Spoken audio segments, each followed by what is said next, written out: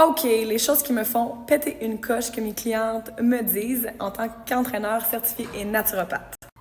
Faire de la muscu, ça va te rendre trop musclé. Ce n'est pas vrai, mesdemoiselles. La muscu ne va pas te rendre trop musclé. Ça va prendre des années et une fréquence d'entraînement très, très, très élevée pour te rendre extrêmement musclé. Donc, tu ne deviendras pas Madame Univers là, en un claquement de doigts, ne t'inquiète pas. Donc, le cardio, c'est le meilleur pour perdre du poids.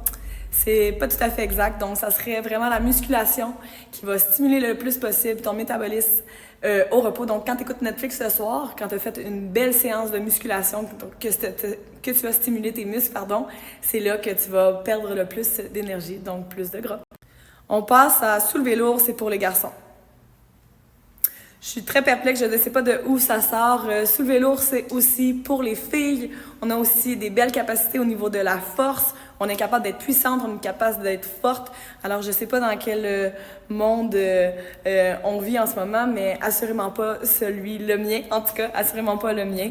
Donc, vous pouvez soulever lourd, mesdemoiselles, sans problème. On enchaîne avec transpirer, ça fait brûler plus de gras. Ta transpiration, c'est un processus naturel de ton corps qui t'indique juste que tu travailles fort, qui indique que tu perds de l'eau, qui indique que ta chaleur corporelle a augmenté. Donc non, tu ne perdras pas plus de gras parce que tu transpires plus. Ensuite, on passe à pas de douleur, pas de résultat. Tout à fait inexact, en fait. C'est pas parce que tu es pas en souffrance, en train de décéder au sol, que tu n'as pas travaillé fort, ne t'inquiète pas. Il y a toutes sortes de formes d'entraînement.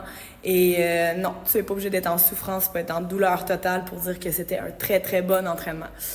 Pas tout à fait. Et celui qui me fait réellement péter une belle petite coche, les femmes doivent faire des exercices doux.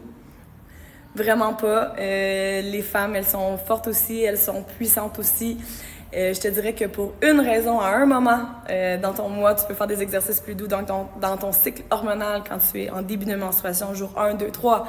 Tu pourrais te permettre de favoriser des exercices plus doux, donc yoga, marche, méditation, étirement. Mais sinon, tu peux y aller à fond, il n'y a aucun problème avec ça.